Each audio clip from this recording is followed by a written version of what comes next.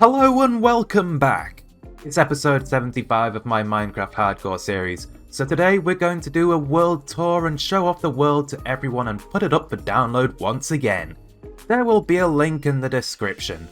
So to those who are new here, this is my main long-term world that I play on this channel. I've done a lot of stuff here over the last 3 years, and at this point I feel like this hardcore world will go on forever and will never end. Wait, what was that? Oh, I feel kind of weird. Oh, that's right. It's over now. I'm a ghosty boy now. I'm dead. Oh, I remember now. So if you want to find out what happened there, you're going to have to watch tomorrow's video. My one hint to how I died is I genuinely believe the game screwed me over, but for now we're going to look at everything we've accomplished in this world and give it our very emotional final goodbyes. So this is my main base. Sorry, was my main base. Oh, that thought's going to take some getting used to. Anyway, I lived here ever since episode 1, so the area's had quite a bit of development. Let's start off with this building. Hello there, this is the Invincible Boy. This little guy survived a huge TNT explosion and I decided to make that his namesake. Clearly he's invincible. Anyway, this building, I gave myself a challenge to build it with every wood type that was currently in the game at the time. And since we started this world all the way back in 1.15.2, that only means 6 wood types. Oak, dark oak, spruce, acacia, jungle, and birch. It also holds many farms in one. We've got every villager crop farm in this one room, one each for carrots, potatoes, beetroots, and wheat. The wheat one is actually hooked up to a villager breeder though, designed by Impulse SV. It used to be carrots, but farming wheat itself for the villagers has been a bit iffy over the updates since the villagers just turn it into bread and use it to breed, so I swapped a couple of zones around. I also incorporated a honey farm into the design of this room, as pollinated bees can help pollinate the crops. It also give us a small source of honey and honeycomb, depending on what is in these dispensers just here. And then to get out of the farm we can open this fence gate here, but you have to make sure to close it or the farmers can and will escape. Now this farm is very old, but we have made a very recent addition on the potato side of the room. We have a new door, and this leads to a wheat farm that I like to call the Hall of Wheat. Once again, I took on the challenge of incorporating every wood type, this time modernising it and including all of the wood that had been added up to 1.19. The wheat farm itself was powered by Allay, so it's pretty good. The villager farms the crops and the Allays collect it and drop it off at the note blocks. Unfortunately, I think it's outside of the villager working hours, so it's not running currently. I'll have to show that later. And over here we have the reason for why I came up with the name Hall of Wheat. This is the storage system for all of the villager crop farms I've shown thus far. We've even got chests for seeds and bone meal, since villagers can farm those for you too. But most of this room is for wheat, since I was hoping to obtain a lot of it to turn into packed mud in the future. We haven't filled up too many chests though, since this storage system is rather new. And I've not had the crop farms loaded for very long since then. I also have a staircase to the side which can take you up to see into every level of the wheat farms if you wanted to. But they also needed a way to get up to a bridge that we can use to access a sugarcane farm that's just above the villagers and the bees. Oh, for goodness sake. This is a big issue that you may come across quite often while exploring this world download. Endermen love to grief this world, and it has been very frustrating for me. But I didn't used to have this access bridge, so I used to have to fly up here. Oh, hello, phantoms. Of course, I could never do a world tour without these flying rats badgering me. I don't sleep anymore in this world. I think the last time I slept was day 1700 and something. Not sure which day specifically, but I can show you my statistics days since last rest. There we go. 36.05 days. Also, you might have noticed the lack of death on this screen, but that's just because we're doing this world tour in a backup before my death. As such, you won't see the project that killed me either. Anyway, back to the sugarcane farm. Here we have an excess compost chest for excess sugarcane, but the farm is pretty slow, so that never really happens. Over on the other side though, we have the chest for the sugarcane. And if I just break in here, you can see the farm itself. It's very small and basic, but it's definitely done the job for this world. I never needed more sugarcane than what this farm provided. Then down over here at the fountain, we have what I like to consider the main hub for this town because it's very central. It's even got a lodestone which we have a compass connected to, so we can always find our way back home if we ever get lost and are far away. Next, we have our map building where the whole floor is covered with a giant map of our world centered around our main base. I actually really love this map. It's not got everything I've built in it because a lot of what I've done is just too far away. But just look at the water by my base. It looks like it's got stars in it. We also have our very first pet in the world sitting here as well. Her name is Piper, and she was actually named by one of my viewers a long time ago. Oh, Piper. I'm sorry. It looks like I'm going to be leaving you all alone in this world. I'm so sorry. I wanted to add something functional to the map room here too, so I decided to add a flower farm for the 2-block tall flowers that we have. To use it, you first have to make sure that you have bone meal in the dispensers back here, and top it up manually if they've run out. But since we have plenty, all we have to do is flick this lever at the side and we get tons of flowers. It's pretty good. Then over here we have our wool farm. We've got every colour of sheep here, all having their wool being farmed fully automatically whenever they decide to eat any grass. Oh! Why is there a glass block in here? Honestly I have no idea how long that's been there for, but it's probably been years. I wanted to have more of certain colours that I thought I might use though. So at the back here we have extra green, grey, white and brown. I chose those colours specifically for terraforming and dyeing purposes. These wool farms are quite slow, so I wanted to make sure we had plenty of those colours. Oh, it's daytime! That should mean that it's villager working hours again. I can show you the Allays working away. Yeah, look at them go! How cool is that? I actually think it's kind of adorable how they rush over to collect the drops and deliver them to the note block. It's actually quite cute. Anyway, back to the tour.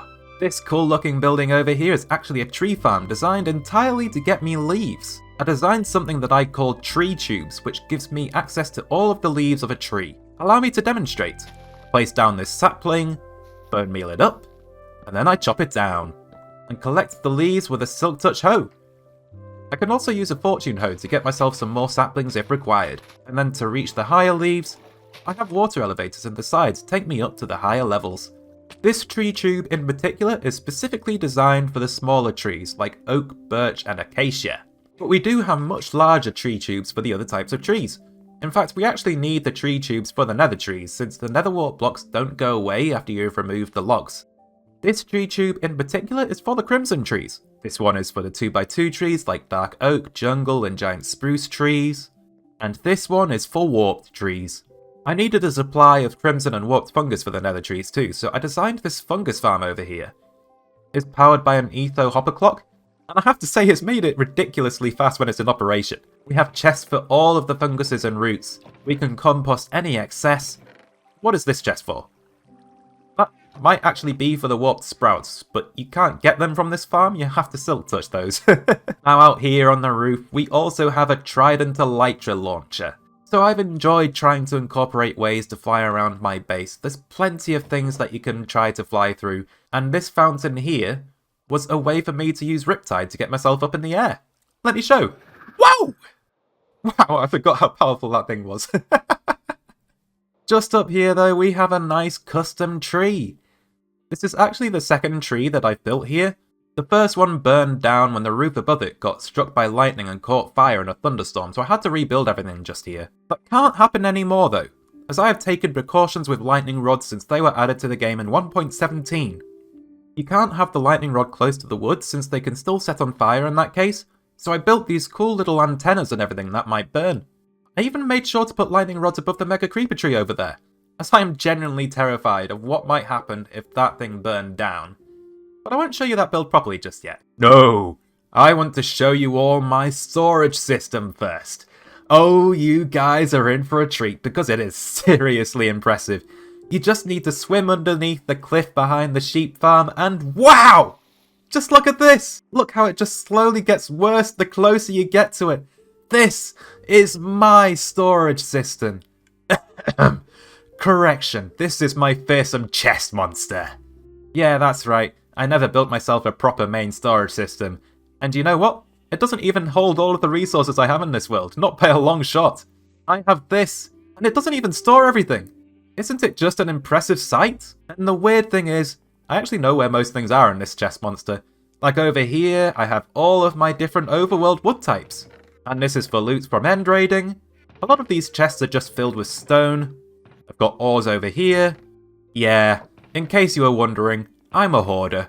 I try to keep all of the resources I gather, and the result is a chest monster like this that doesn't contain even a fraction of all of the resources in this world.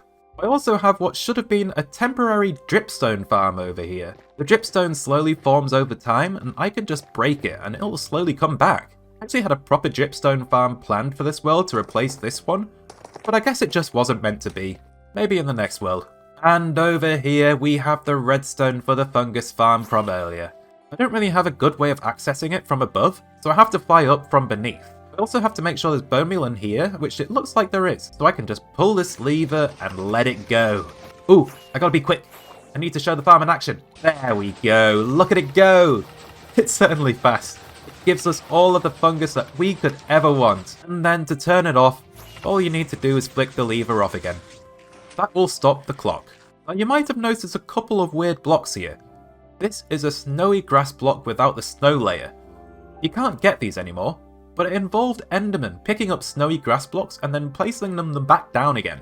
We have a few of these in this world since we live next to a mountain, and I made sure to try and preserve a few of them when I found them so that we could keep them forever. Okay, now we'll take a look at the Mega Creeper Tree. I'd say this is one of the most iconic builds of this world, and it's surrounded by an entirely custom-built coral reef. It's probably a coin toss between that and the black hole as to which is more iconic. But this tree came first. I wanted to build a tree where the creepers grow in the branches like fruit. So we built a massive roller coaster going around the entire thing to install them. It was really difficult, but you know what? I think I managed the whole thing without a single creeper exploding on me. And if you're wondering, yes, I did have a couple of very close calls getting those creepers in place. And also, why did I even do this? To cover up my creeper farm, of course. That tree, with its fruity creepers, is built above and around my creeper farm. Let me show you the farm itself. I think we can just break in here without any issues. Yeah, there we go. Look at those creepers run away from the cats. So I followed a tutorial for this farm. This one was designed by Logical Geek Boy, and it has supplied my world with a tremendous amount of gunpowder. Let me tell you now. We definitely needed it. I made sure to spawn-proof the entire tree as well, so we don't get any surprises in the branches here. In fact, that's a trend with almost all of my builds. This is hardcore, and a surprise creeper is the last thing I ever want to see. So I did my best to spawn-proof literally almost everything I'm working on. The Mega Creeper Tree didn't always look like this though. I slowly added more things as the updates went by, like the glowberries and the spore blossoms. It's given the tree a very spicy feel to it, which I really quite like. We also built this custom coral reef to go around the Mega Creeper Tree as well, and hatched loads of turtles here so that I could see them swim around in the water. Oh, there they are. I was wondering where they'd gotten to. You know, I quite like turtles. You never have to worry about them slowly swimming away because they will always return to their home beach. And I hatched these turtles here, so this is their home beach. I did used to have a lot more, but I killed a good portion of them in an attempt to cut down on lag. The coral reef itself is a good mix of coral structures I designed myself, like the cool little nether stalks, and also a few of the vanilla structures as well. I think I've got a good mix here. And over here we have an Enderman! Okay, I know what you're thinking. How on earth did I get an Enderman under the water here? Well, I didn't. I had absolutely nothing to do with putting this Enderman here. I simply uncovered it while I was digging out the bottom here. I had to be very careful not to let it touch the water. I haven't given it a name tag or anything either. It's holding onto a block. I can only assume that there was a very small pocket of air surrounded by dirt underneath the vanilla lake that was here originally. The Enderman then teleported in and went absolutely crazy with taking and placing the dirt around it until it finally got stuck. And then I came and uncovered it. I built a plinth out of quartz for it. Pretty cool, right? That's another weird oddity about this world.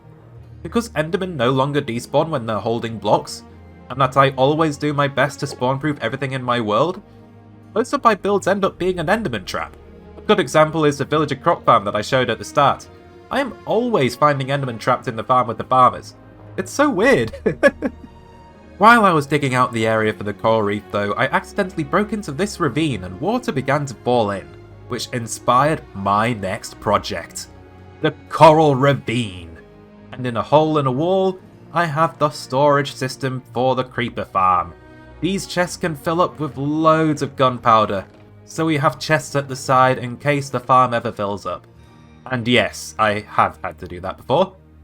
I'll have you know, I once crafted over 40,000 TNT to blow up a giant hole in the Nether. We also have a conduit in the Coral Ravine so that we can breathe just fine. There's a brine pool too. I love seeing brine pools in real life. They're like underwater lakes and rivers. It's so cool. They're quite deadly though, and fish that swim in usually end up going into toxic shock, so I decided to trap a jack-o'-lantern drowned with a trident in here. Did I give this guy a normal name? No. He behaves a bit weirdly though. He often doesn't even attempt to hit me for whatever reason. Oh. Oh, there he goes! No, he's lost interest already. Bit weird, but it is what it is. We have quite a few of these pumpkin mobs in the world. I went on a bit of a naming spree back when this world first had Halloween. I built a shipwreck in here too. It's based off of the vanilla shipwrecks, but I tried to make this one look more intact. I quite like having this thing down here, because it defies physics. There is no way a shipwreck this big could fit through the entrance to the Coral Ravine, but that just makes it so much more intriguing to me. It's like a big question mark that leaves you wondering, like a ship in a bottle. Like, how did that get in there? Ah, here's some tropical fish. These ones got themselves stuck somehow. This actually used to be two ravines running alongside each other, but I mined out the gap so that I had a bigger open space to work with. And here we have a sea pickle farm. We've got more sea pickles than I could ever need here. It's another shifting floor design, though this one isn't nearly as fast as the fungus farm, as this one seems to be more prone to timing issues that I couldn't get my head around. Anyway, once again, it's powered by an etho hopper clock. It's not a good way of adding more bone meal to the system, unfortunately. You have to break in to add more, but that's fine. It's not a big issue really. There's also a zombie spawner in the Coral Ravine. I never did anything with it, but I decided to leave it where it was in case I decided that I wanted it. I do have a weird mining area underneath it though, complete with a weird tree farm.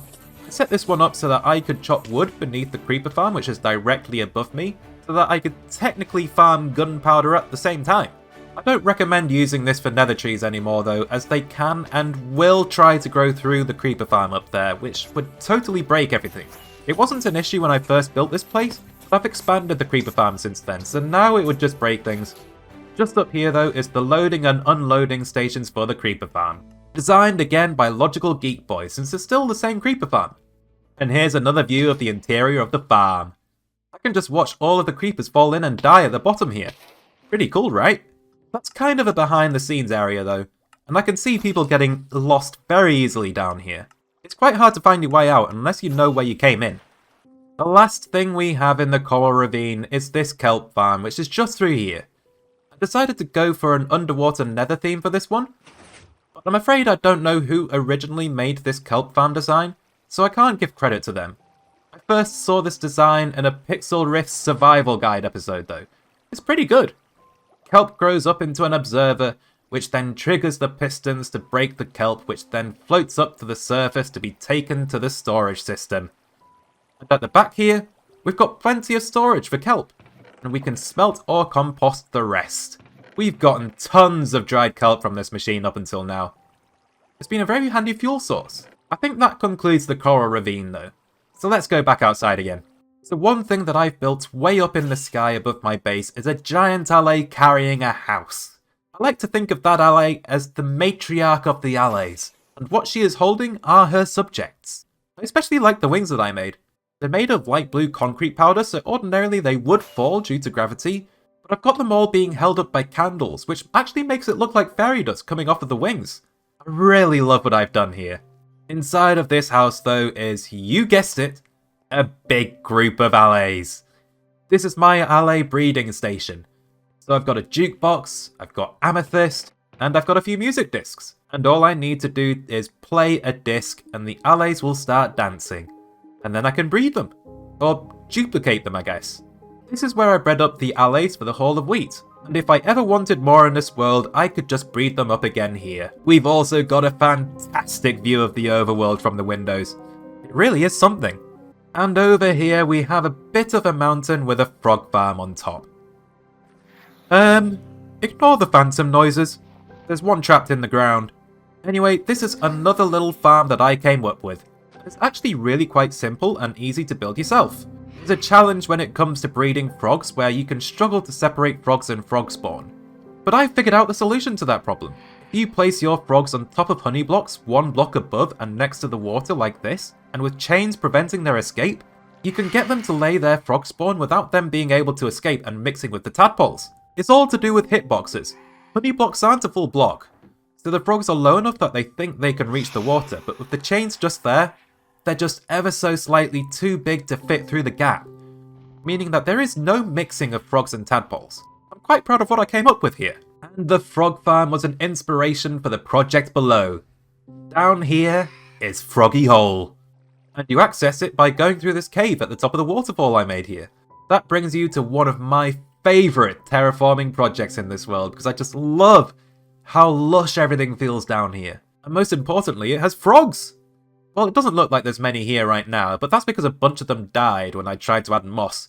And they also like to get stuck under the azalea bushes for whatever reason. But seriously, Froggy Hole is such a calming place to just sit down and look at.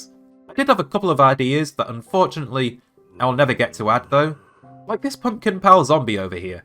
I was going to have it being eaten by a giant frog that was just hanging about over here.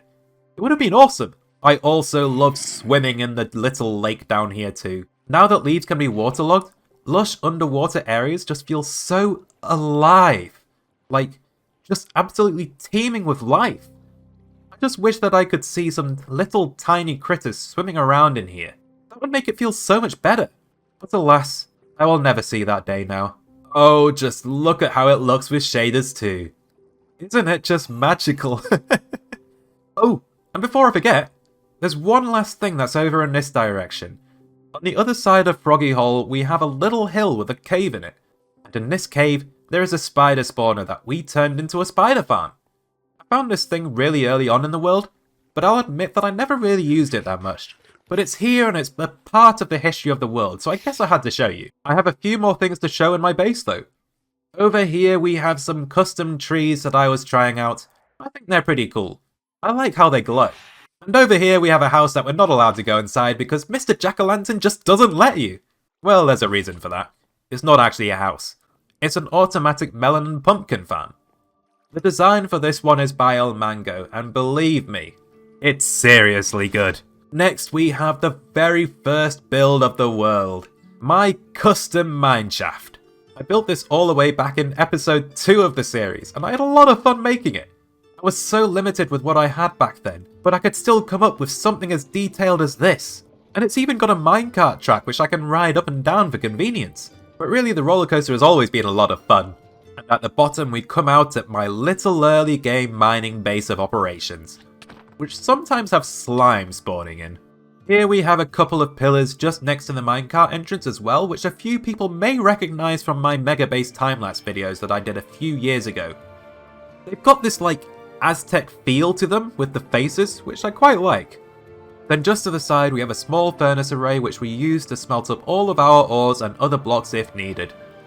This is still our only furnace array by the way, so every smelted resource that I have, with a couple of exceptions like the kelp from the kelp farm, has made its way through these furnaces here. That's pretty cool, and all of the resources will end up in these chests at the bottom. The other minecart on the other side is used for adding more fuel in case the furnaces run out, but the system's already full with kelp blocks, so we don't have to use that too much. And this little pit of lava is my lava bin. If I have something I don't want, I can just throw it in the bin. Like your mother. And just behind us we have our first enchanting setup. Kind of basic, it enchants, it does its job. We've also got a bunch of brewing stands so we can brew lots of potions at once if needed to. I use them mostly for fire resistance potions. Over here though we have our first branch mine. It goes pretty far down there. And let me tell you now. You see this whole stretch of a tunnel? 0 diamonds. Wow! Yeah, I was pretty unlucky in episode 1. Over here though we have a second branch mine. And this one was a lot more successful and gave us all of the diamonds that we needed for our gear at the start of the world. Ooh! This is a very historical chest just here. This chest is the chest of memories. It's filled with all sorts of milestones and firsts and memorable moments of this world. We've got our first diamond, first shield, our first ever block broken, first notch apple, first sword, first pickaxe, the whole range of armors that I went through before the armor that I'm wearing now, the dragon egg and head, first trident, first turtle shell helmet, the last block of obsidian that I ever mined and declared to never mine obsidian again because I'd mined enough for a lifetime in this world. In fact, let me show you that statistic because it was painful. Oh, just look at that. 34,154 blocks of obsidian mined. That's enough to drive anyone crazy. Anyway, we've got a couple of charged creeper boats for some reason. The remains of the bunny god who tragically died in the last episode, Jeffrey our first tadpole, the rotten flesh from the monsters hunted advancement, and the tropical fish who sadly died to the zoglin we brought to kill in the overworld. And we've got plenty of music discs as well. We don't have the full collection, but 10 music discs is pretty good if I say so myself, considering that I've never actively tried to farm them. Actually, we've got a jukebox just over here too that we can use to play music whenever we like. You all like Otherside, right? Yeah, that's right, you love Otherside. It's a bop! Anyway, I like having the jukebox just there because it helps to keep me entertained when I work down here. Oh, I have a small netherwort farm just here. It was supposed to be temporary, but I guess it was permanent all along. I usually just break it and replace it whenever I notice it, and then I'll put the drops into this chest here. And this cartographer villager here gave us a couple of maps. We were able to find a woodland mansion and an ocean monument with their help, which was pretty needed because they were nowhere nearby. Also here we have Sandra the zombie, who I used to convert all of my villagers for cheaper trades. We had a rail system that would bring the villagers over to be converted. I think I've scrapped a good portion of it over the years, but we still have some of the remnants. This here is the output for my villager breeder that I showed at the start of the video. But once I had all of the villagers I wanted, I didn't need it anymore. So I placed a wither rose down to kill any more that happened to come along in an attempt to fight lag in this area of the world. Glow squids also like to spawn in the water stream as well. And then just in here we have our first villager trading hall, which is the source of all of my emeralds in this world. As an example, I can just grab my carrots, bring them over here and sell them. These villagers also give us tons of XP, so this was actually our first XP farm in this world. It's pretty good. We also have some fletchers who I used to buy arrows from, and some butchers who I can sell sweet berries to, which actually brings me to the sweet berry farm. The foxes below are constantly farming sweet berries for us, and they never sleep since they stay awake when they are near other entities, which is why I decided to put my villagers directly on top of them. The sweet berry farm is so powerful that all the way up until the day I died, sweet berries were my main source of bone meal. I think I must have emptied it pretty recently though, because this thing fills up seriously fast if you just happen to be loading the area. And who's this guy again? Oh, this is my efficiency 5 villager. Oh, he's got glass. Why did I never put him in the block factory? Just through here, we have the villager block factory. We use these villagers for buying, you guessed it, blocks. There are 24 clerics for glowstone and lapis and other cool stuff. There are 32 librarians, especially for glass. The glass trade was what we were going for here, so while we do have most book trades in here, we don't have them all. Glass was the important one for me. There are also 32 stonemasons, primarily for quartz, but I can get some other blocks from them like bricks if I wanted to. Then finally, just near the entrance to the villager block factory here, I have the anniversary cake. I placed this cake on the 1-year anniversary of this world, and ate one slice to celebrate. Then on the 2nd anniversary, I came back, and I ate a 2nd slice. And I almost threw up because it was a cake of mold at that point. And then on the 3rd anniversary, that's weird. I don't remember what happened. I know I ate it, but after that, my memory is just blank. Oh well. Anyway, we also have a leatherwork who we can get saddles from if need be, and an armourer, a toolsmith, and a weaponsmith for all of the diamond gear that I could ever need. This way I don't have to spend diamonds on replacing anything that happens to break, which is pretty good. This villager block factory has been absolutely vital for my world. I have bought hundreds of thousands of glass from these villagers, and I still have some of it stored in these chests by the entrance here. We also have the storage system for the melon and pumpkin farm just here as well. And these ruins here are the remains of a chicken farm that started leaking after an update, so I sadly had to dismantle it before it got out of hand. The villagers aren't the only things that we have down here though. We also have a cactus farm where the drops all get funneled into these chests here, filling up cactus first, then going on to be smelted, and then finally composted for bone meal, all filling up very slowly over time. To smelt the cactus though, I have a small bamboo farm.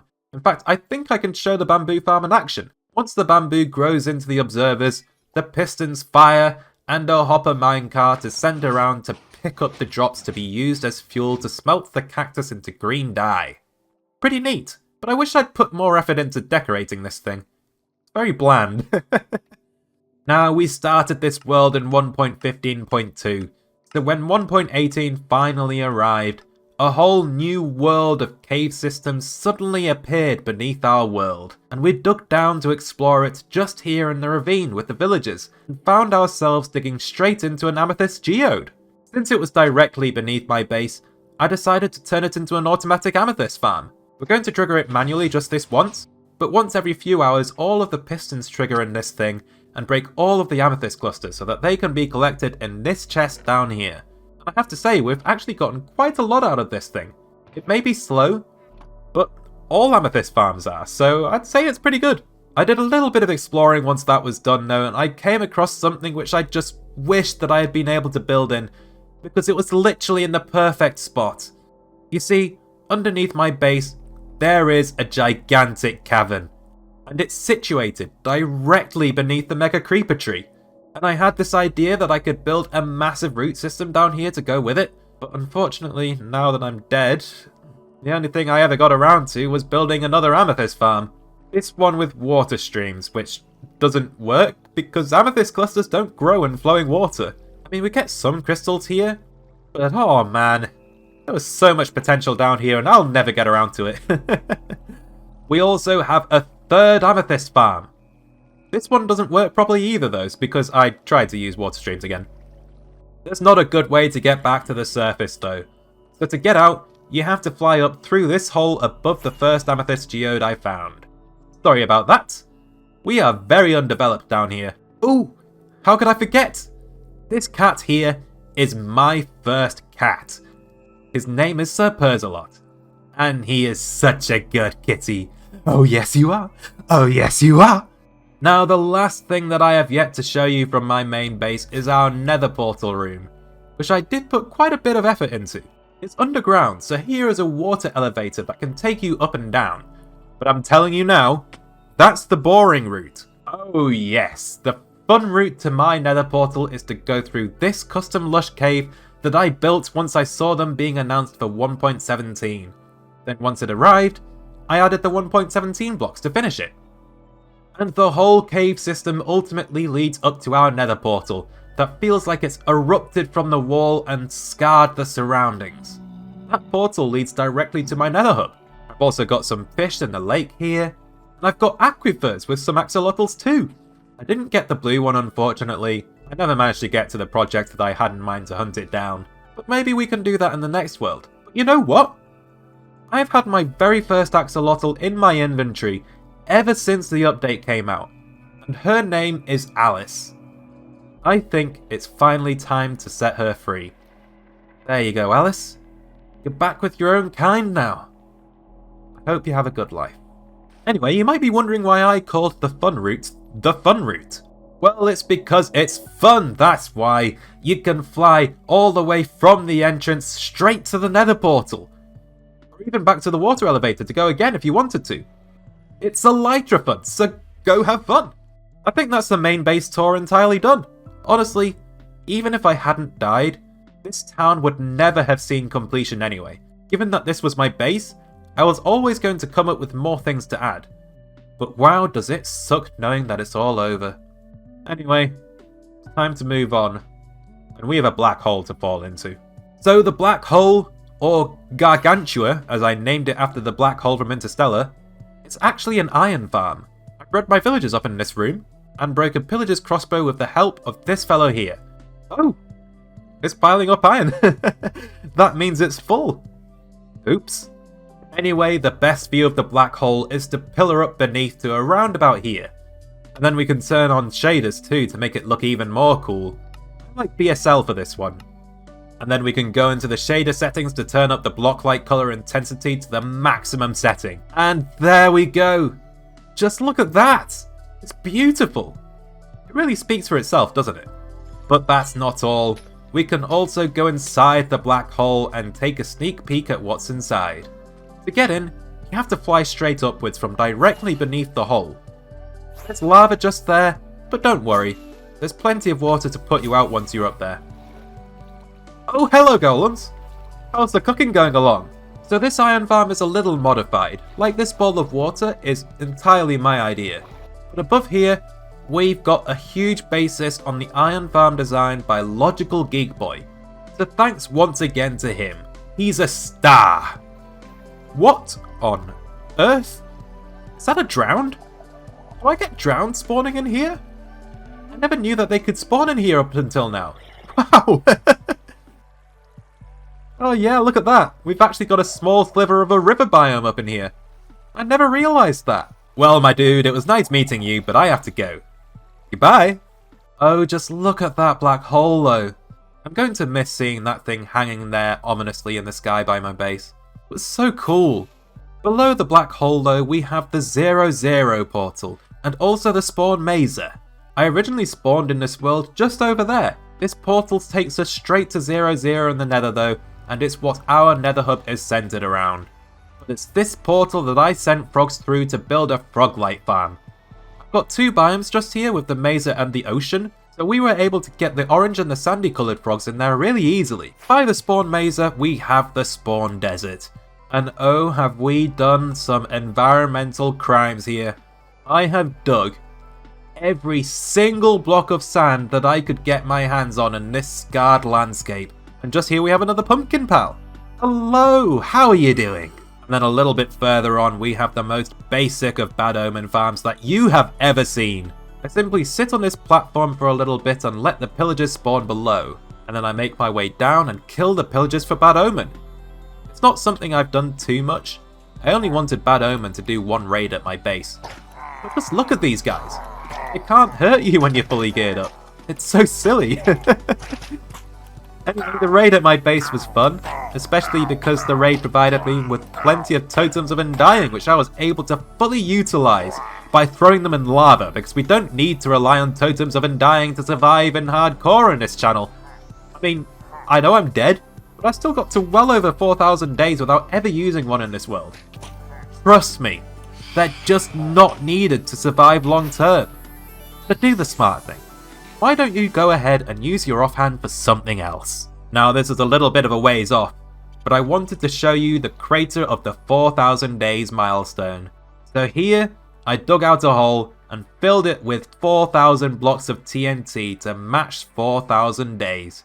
I then blew it up and watched the show from afar. It was pretty cool. I even blew up a spawner over there. It's a shame that I was never able to loot the chest that would have been there, but hey ho, it is what it is. Now the next project I'm going to show you is the first gold farm of my world. This one is in the Overworld, and to get to it, you have to fly in this general direction from my base. Yeah, see, there it is. So you don't have to use an elytra to get up there. I made sure to put a couple of water elevators in at the base here. And at the top, we have the killing chamber. This farm is kind of slow because it depends entirely on how many nether portals you've built, but it means mining obsidian, so it's a massive pain. So the drops go into these chests down here, and we've got an enchanting setup to the left. We can smelt the gold swords if we want. If you want to switch to manual mode to kill the zombie piglins, you're more than welcome to take the wither roses out and hit them with a sword yourself. We've also got a little bit of lapis in this chest too. It'd be difficult to enchant without it after all.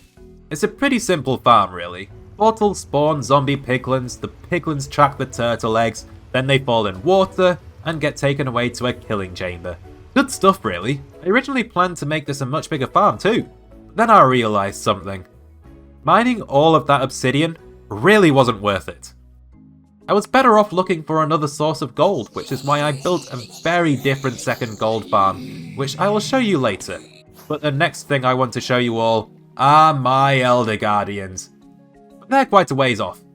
So if you want to find them on your own, you can go into this chest here and take out this very ocean monument map, and then simply follow it for a few thousand blocks. Ugh, I wish it was raining. I can turn myself into a human hyperjet with Riptide when it's raining. But we're finally here.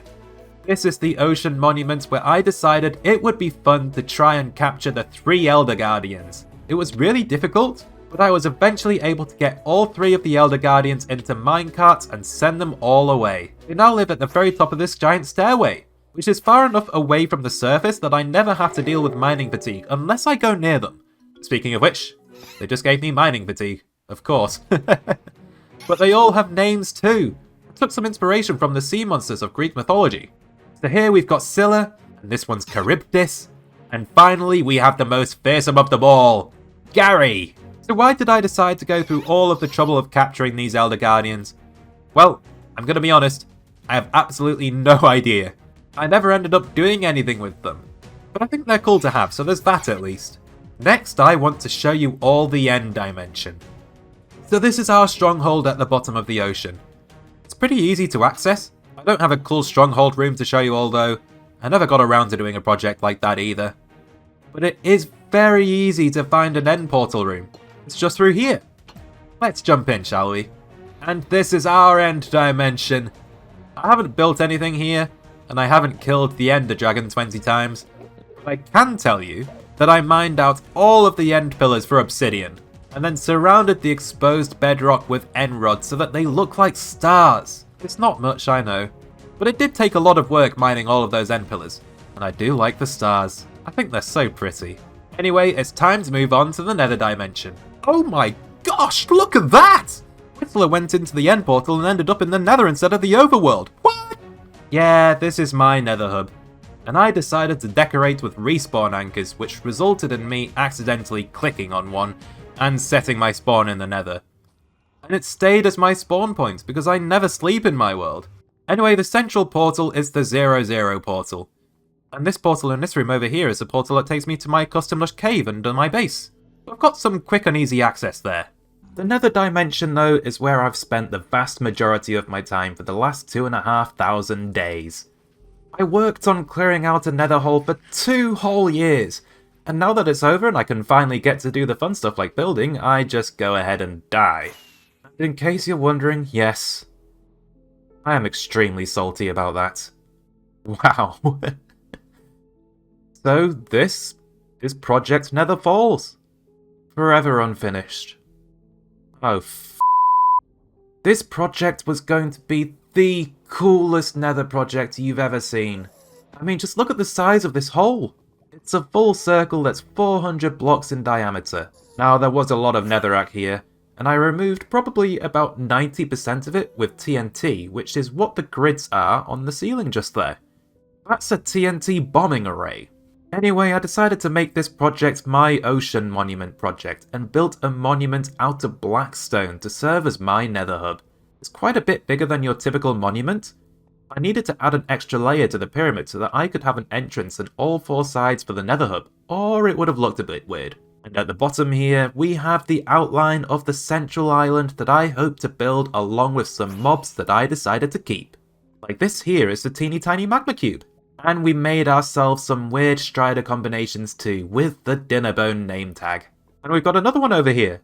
It looks so weird. And just below the nether hub in the centre of the nether hole, we have the second gold farm in our world. Now this is a seriously beefy gold farm. The nether hole is fully spawn proof, so nothing can spawn in here other than where I want it to. I never built an exterior for the gold farm though, because I hope to encase it within a central nether island. That would have been my next order of business had I not died in this world. So unfortunately we'll never see it.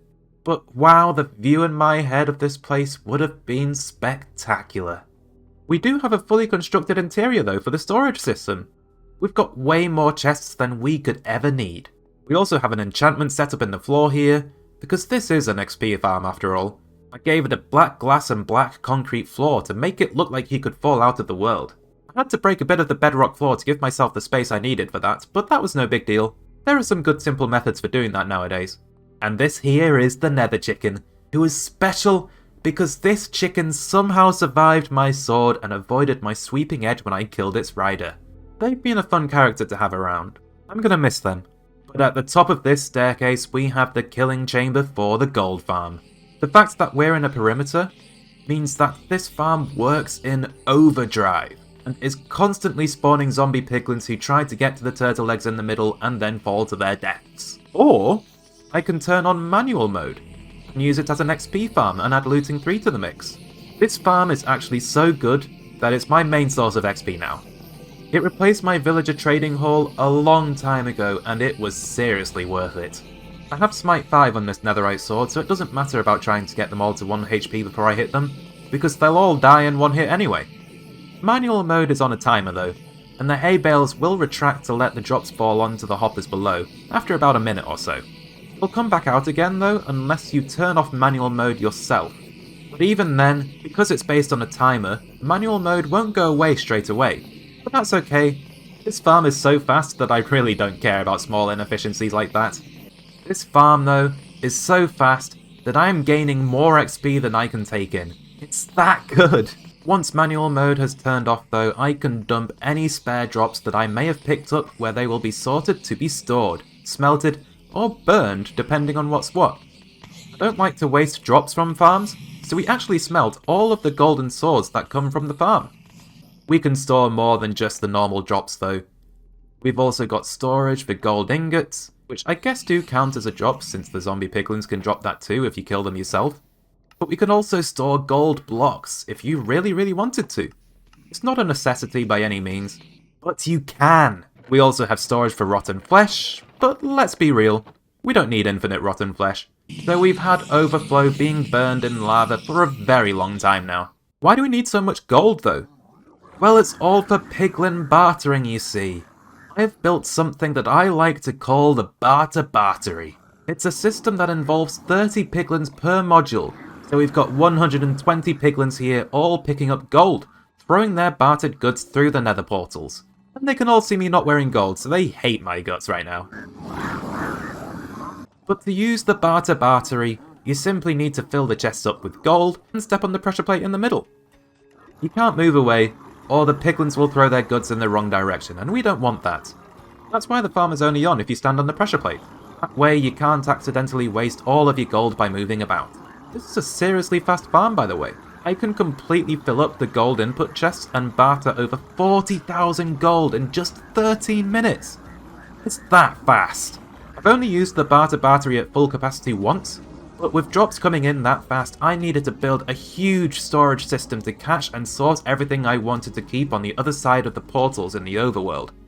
I will admit, as a build, the storage system is very unfinished, and you have to break your way out of the portals as you come in and fly up to where the chests are, as there's not really a current way up, but as a farm and redstone machine, it is finished. This bad boy can store literally millions of drops, which is rather overkill given that I've only run the thing at full capacity once, but I was planning for the future, you know? I was just about to use it to help with Project Nether Falls. Ah, what a shame. It has supplied me with plenty of spectral arrows, which have been fun to use though, I will admit. Wait, why on earth is there gravel in the Ender Pearls chest? That's kinda weird. I don't know why that's a thing. Anyway, in the middle of these 4 storage modules is an ice farm. You can simply break the ice, and the waterlogged stairs will refill everything and freeze everything over again. Pretty simple, really. Oh, go away, phantoms! Back in the nether though, we've got some pumpkin pals dotted around here and there because my community voted to save them prior to the initial nether explosion. And we've got 3 more just over here. Hello guys, how's it going? And this random floating block of crying obsidian is the centre of a nether fortress crossroads for a potential wither skeleton farm, which unfortunately, once again, I will never get to build. Sad times, sad times. And over here we have our froglight farm. Once again, this is my design, but it's not that great. Despite involving 69 frogs, they like to bunch up away from the centre, and I think that makes it kind of slow. But it does give me froglights. Something you can't deny, so it does actually work. So the way it works is the magma cubes spawn on the platforms and are lured over by the iron golems before falling down the hole into powder snow. Due to hitbox shenanigans and sea pickles, Only the tiny magma cubes are left after suffering death by snow, which the frogs then proceed to eat at their own leisure. It's pretty cool to watch, although it can be frustrating sometimes when the frogs sometimes refuse to eat. It's a bit weird, and I never really figured out why, but it did give me frog light, so who cares? And over here we have a mistake. I covered up a blaze spawner with obsidian so that it wouldn't be blown up by TNT, but I don't want it anymore, and I can't mine obsidian anymore, so that's a bit of an oof. Why don't I want it? Well, I have a perfectly good blaze spawner that I converted into a farm just here. This design is by Eagle-Eye621, and it's pretty good. You should give it a try. It can be very noisy though. Blazes are awful when it comes to noise. We've also got another enchanting setup here, just in case I wanted it. And also a chest of random resources that needs moving. And just between the blaze farm and the froglight farm, I had the planning room. I used this place to try and store as much of the netherrack as I possibly could, whilst digging out the nether hole. But this is merely a fraction of what was originally here. I mean, just look at that hole. Do you seriously think I could contain everything I dug out here in a Chestmonster room of this size? You've got to be pulling my leg! We also have some stained glass in here, because I was playing around with the idea of filling in the holes in the great red glass wall with a kind of fiery effect to show off some kind of weird scarring or something. It would have been cool, but unfortunately I only managed to do a small portion of it down there. But this is the planning room because this is where I wrote down my plan for the Nether. Just look upon it and weep at all of the lost potential for this place. The things in green are what we completed.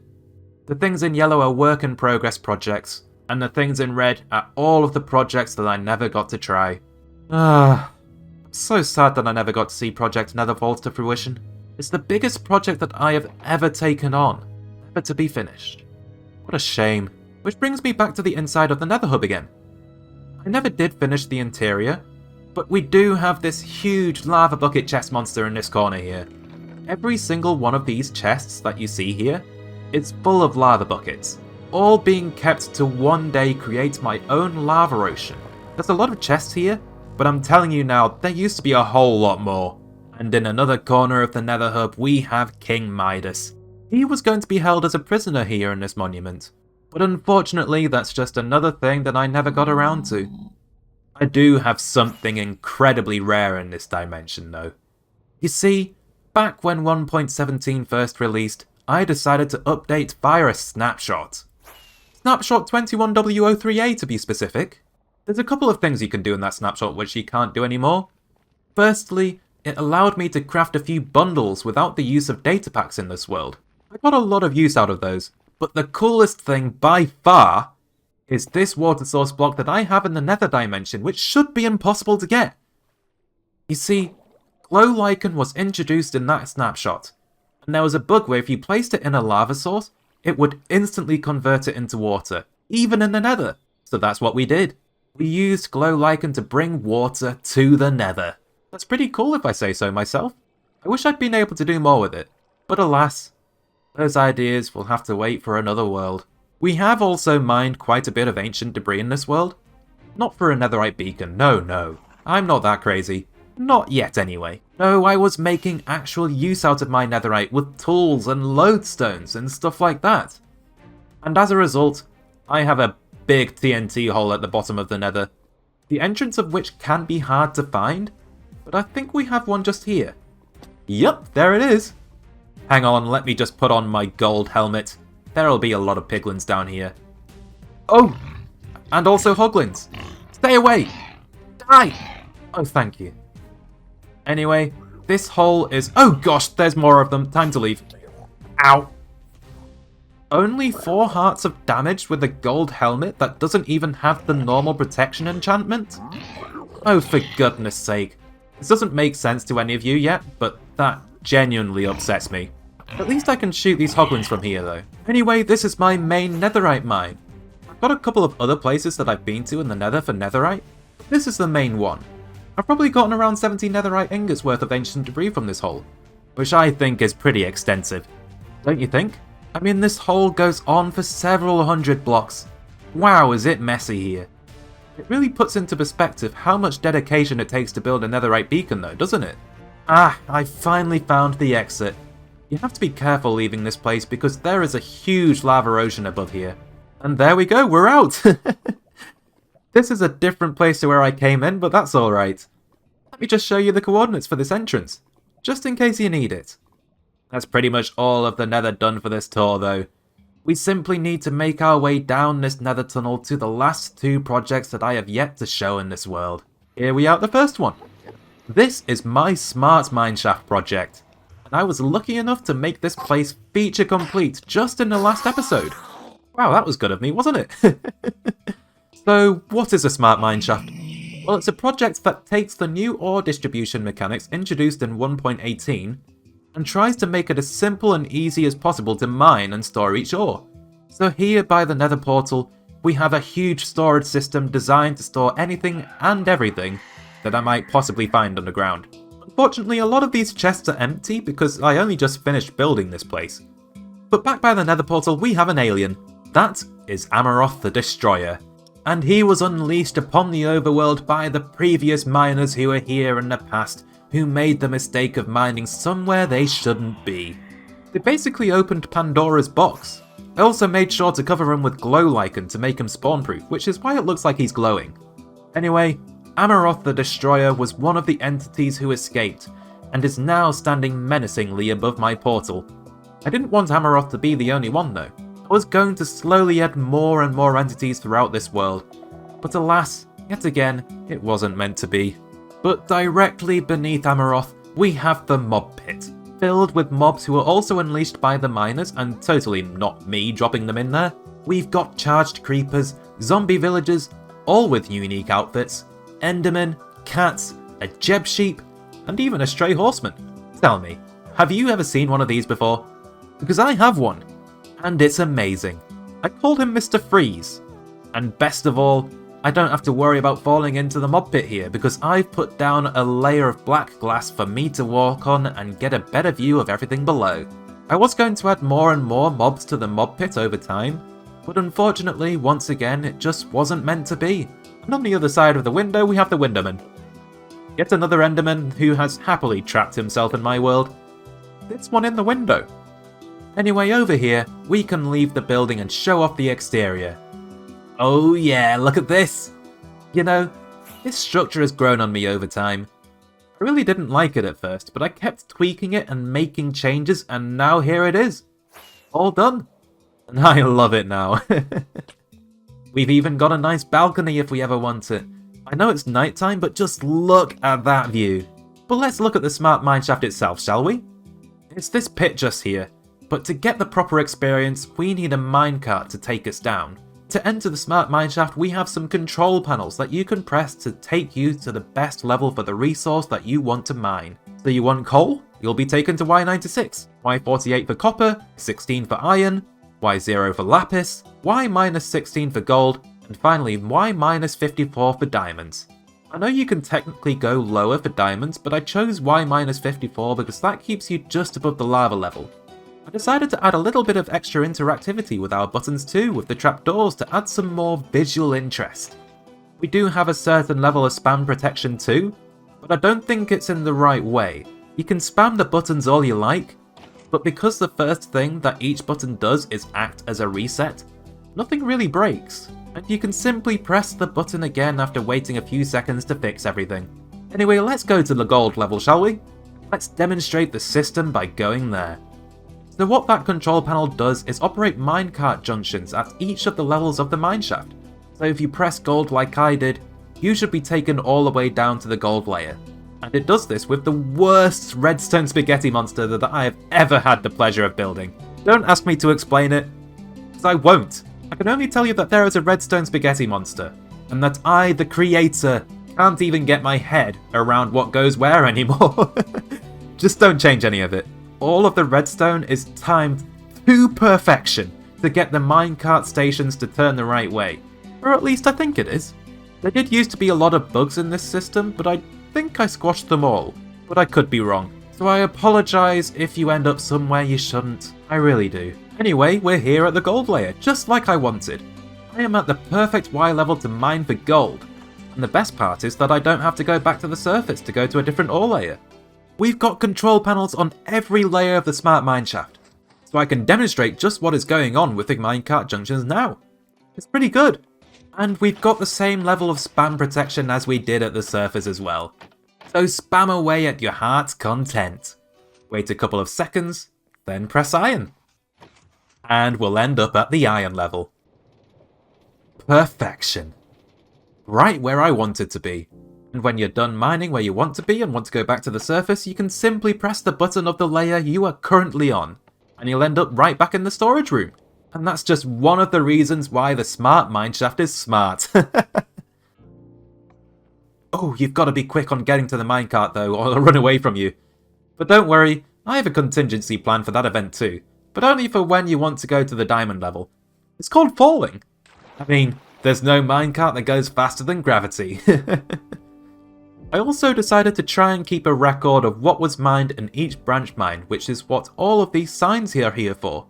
I would mine until my inventory completely filled up, and then I would return and deposit my goods into this chest minecart and press the button to send the resources back to the surface. And that's the other reason why the smart mineshaft is smart. You don't have to leave the mineshaft and go all the way to the surface itself to deposit your resources. No, you can do that all from the confines of the smart mineshaft itself, which I think is pretty great. I just wish that I was able to use it properly now that I've finished building it. But once again, I'm dead now. We also happen to be lucky enough that the smart mineshaft had an amethyst geode at the gold level, so I built myself another amethyst farm. This one is manual, so that allows you to use either Silk Touch or Fortune on the amethyst clusters. It's your choice really. You can collect what you want to collect, and you can use the chest minecart to send up the resources when you're done here as well. Oh, I forgot to show you how I got all of the mobs into the mob pit. I built this little cave here, with a hole made of trapdoors. You simply lure the mobs over that you wanted, and have them walk over the hole and down they go. And down here I have a water stream and a set of doors. So to let the mobs in, I simply press this button and in they go. It's not the best injection system, and it can get jammed pretty easily, but it definitely does the job. And I think that's everything to show at the smart mineshaft. It's a pretty cool project, right? I'm just upset that I'll never get to use it properly. That does make me sad. Okay, I have one final thing to show you. My deep dark ancient city project. It's at the very end of this nether tunnel. And here we are, this is my ancient city restoration project. What do you think? Don't worry, the warden's not going to spawn here. I removed all of the skull shriekers, but since this is a restoration project, I went ahead and restored all of these pillars and gave them a fiery soul campfire top. I like the gradient that I did with the copper too. Got a lot of copper aging here actually. This city kind of ended up being a copper field. Now you might have noticed that the ancient city central portal is actually a portal. Yeah, that's right. I lit it. What? No, that's totally not a nether portal. I don't know what you're talking about. Seriously though, I did everything I could to make the portal lighting process a joke. No one was supposed to take it seriously. Like it involved snowballs, a chest boat, a specific moment in the new music disc, 5, an end crystal, and loads of fire charges firing off everywhere to make it as wacky and outlandishly unbelievable as possible. And even with all of that, I still got someone saying it was just a nether portal behind the frame. And to that person I say, look, I'm disappointed in you. In the other direction though, back to my normal nether portal, I have the theme that I was going for with this project. I was going to have ancient golems defending the citizens of this city. I built 2 of them, and they even have names, Romulus and Remus, as suggested by one of you lovely viewers.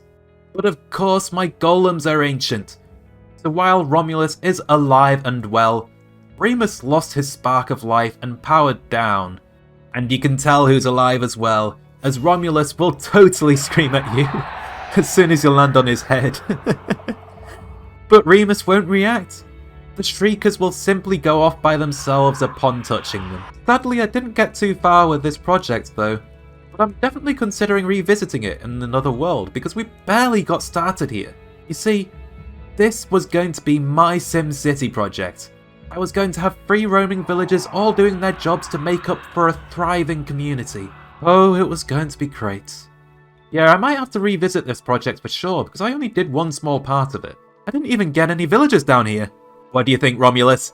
Shall we meet again in the future? How about it? Oh, excellent. That's great to hear. I think we're going to have some great adventures together. I look forward to seeing you once I'm living again. What? You can smell that?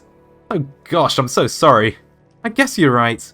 I have been wearing these clothes for 3 years non-stop now. I could do with a change. And lay these ones to rest alongside this world. So there we go. That concludes the tour. I'm sorry that this episode came with the bad news that the end is nigh, and also that it took so long to come out, but really, when I died, I felt like an alien in this world, like I'm not supposed to be here, and I've just struggled to come back in to do this world tour all the way through. I hope you understand. But anyway, this world might be over, but at least I was able to update the world download for you all one last time, right? I just have one warning for you all, and I've kept it until the end so that not everyone hears it. But this world is trapped! Ha! Good luck surviving, you fools! This world might finally be over, but that's okay. Nothing lasts forever, and I know that. But you know what? Even though I died and lost it all, I don't regret a single second of anything I did in this world. Even the death. Because with this death, there shall be a new life. A new world to explore and make memories in. And at the end of the day, the actions we take all drive us to the places that we need to be to build upon and better ourselves. So while we're sad and in mourning of this hardcore world, that doesn't mean that we can't be excited for other things in the future that are yet to come. Because I am. Season 2 will be starting very soon, and I'm looking forward to it. Oh, I feel old and battered and weary. My eyes are tired and heavy. My bones are creaking and grinding to dust. I think this is the end. Goodbye, Whistler's World. I loved the time that we had together. That I did. I hope the next one is just as good.